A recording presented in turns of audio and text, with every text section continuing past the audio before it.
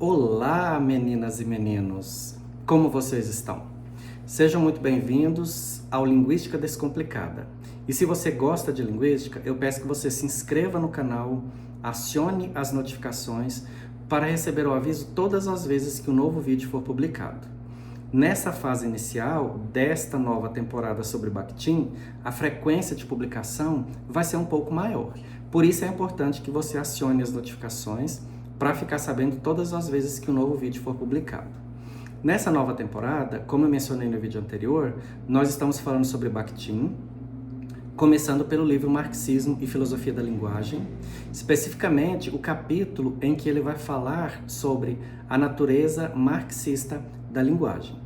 Então, assista o vídeo anterior para você poder entender um pouco mais a respeito do que tem por trás dessa ideia do marxismo, como que o marxismo está vinculado ao Bakhtin. E no vídeo de hoje a gente vai dar continuidade a isso, a essa perspectiva bakhtiniana vinculada à perspectiva marxista. Então, a primeira coisa que eu quero dizer para vocês é que o discurso, e aí assim, de uma forma bem descomplicada, eu gostaria que você entendesse que discurso é texto mais contexto. Então, o discurso é sempre socialmente situado e mostra as relações de classe, poder e ideologia. Nesse primeiro ponto que eu estou trazendo aqui para você, a gente já percebe a vinculação à visão marxista.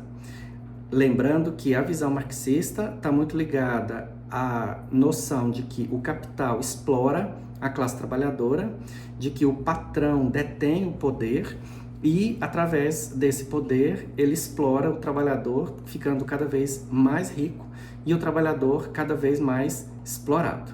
Quando a gente fala que texto mais contexto é sempre socialmente situado, isso é uma perspectiva bem nova que o Bakhtin trouxe, porque até então, como eu já comentei com vocês, o que estava em alta era a visão estruturalista, e pelo fato do objetivo do Saussure e dos que vieram depois dele ser outro, essa perspectiva da linguagem vinculada a aspectos sociais não foi colocada em discussão. Isso veio com o Bakhtin. Então, o discurso é sempre socialmente situado e mostra relações de classe, poder e ideologia. Isso indo ao encontro, então, da perspectiva do Marx. Só que o Marx ia falar sobre a questão do trabalhador sendo explorado, e aqui o Bakhtin vai falar sobre o fato de que a linguagem é um marcador dessas posições, posição de classe social, posição ideológica. Não falamos de maneira isolada, o que dizemos, como dizemos e para quem dizemos é influenciado por nosso lugar na sociedade e pelas relações de força que nos cercam. Eu gostaria muito que as pessoas tivessem essa visão muito clara do quanto aquilo que a gente diz ou aquilo que a gente ouve não é uma coisa isolada, não é uma coisa isenta desses elementos ligados à classe social, a relações de poder, a ponto de vista ideológico. Então, assim, se você estuda linguagem e tem essa perspectiva vinculada à noção de linguagem do Bakhtin, isso deve ser claro para você. E eu gostaria muito que você me ajudasse na disseminação dessa ideia para que as pessoas pudessem perceber que a linguagem é uma ferramenta de domínio, é uma ferramenta de manipulação. Então, a gente é explorado não só pelo patrão, nessa relação patrão-trabalhador, na perspectiva assim, mais concreta mesmo, mas também pela linguagem. Quanto mais essa concepção for clara para nós, menos a gente vai ser explorado, passado para trás e enganado pelos aspectos ligados ao campo da linguagem. E o Bakhtin vai nos ajudar muito a ter essa percepção. Eu trouxe um exemplo para você perceber o quanto esses elementos vinculados ao contexto são essenciais para aquilo que a gente vai dizer e até para a forma como a gente ouve, né? Olha o exemplo. Médico diz para paciente de classe popular: é importante você seguir exatamente o que eu estou prescrevendo. Não adianta querer resolver de seu jeito. Esse discurso carrega uma relação verticalizada de poder. Então você percebe pelas escolhas linguísticas do locutor, que no caso é o médico, que é o detentor do poder. Eu vou ler de novo para você analisar junto comigo. É importante você seguir exatamente o que eu estou prescrevendo. Não adianta querer resolver do seu jeito. O médico assume a posição de autoridade científica e impõe sua fala como saber legítimo. Desculpa.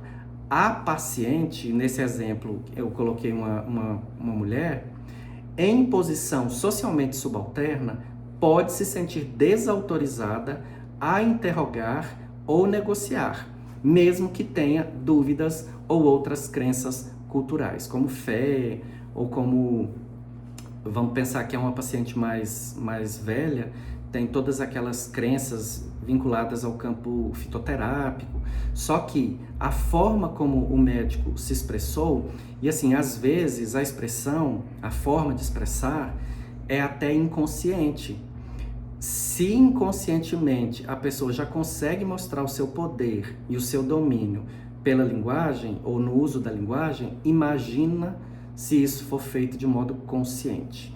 Então, é por isso que eu gostaria que você ficasse muito atento a esses fatores, para você também prestar mais atenção naquilo que você diz e naquilo que você ouve, na forma como o que dizem para você, a forma como isso é dito, para perceber essa perspectiva de poder, de superioridade ou de subalternidade, enfim. Se inconscientemente isso já acontece, imagine se a gente tiver consciência do que está fazendo, o poder que a gente tem, né?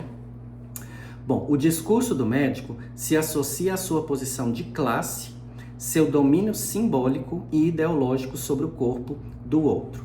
Então, no exemplo que eu dei no vídeo anterior, sobre os irmãos, que um perdeu o brinquedo para o outro, e aí esse que ficou sem o brinquedo foi falar para a mãe, e a mãe mandou o recado por ele, dizendo para o irmão que era para dar o brinquedo para ele, a gente percebe no discurso da mãe também essa relação de poder, e o filho trouxe o discurso da mãe para poder convencer o irmão de que o brinquedo deveria ser dado a ele.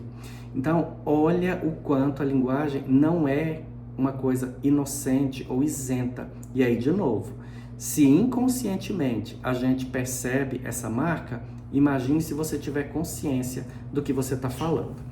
Aí um elemento que eu queria ter falado no vídeo anterior, mas eu acabei esquecendo, é que essa temporada sobre Bakhtin, eu vou fazer algumas associações interdisciplinares.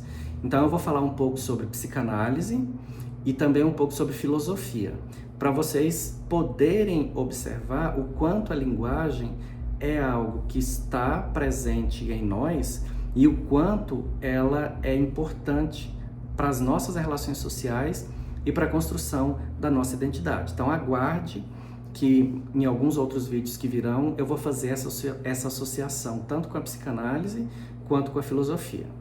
Bom, outro exemplo para você pensar nessas questões ligadas à linguagem e ao contexto, as pessoas que estão dentro de uma situação linguística. O professor comenta: esses alunos do noturno têm menos base mesmo. É difícil trabalhar com esse público, o público de alunos que estuda no turno noturno. Esse enunciado mostra um posicionamento ideológico em relação ao público da educação noturna, geralmente formado por trabalhadores.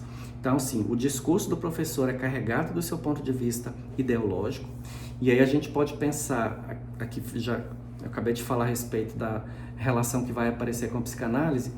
Aqui, se a gente puder pensar no campo psicanalítico, a gente imagina que a interpretação que o professor faz do público com o qual ele está lidando tem a ver com os seus conteúdos internos, com a sua forma de enxergar o mundo, com a sua forma de perceber a sociedade, porque tudo isso é determinante daquilo que chega para mim, linguisticamente, e o impacto que isso causa em mim.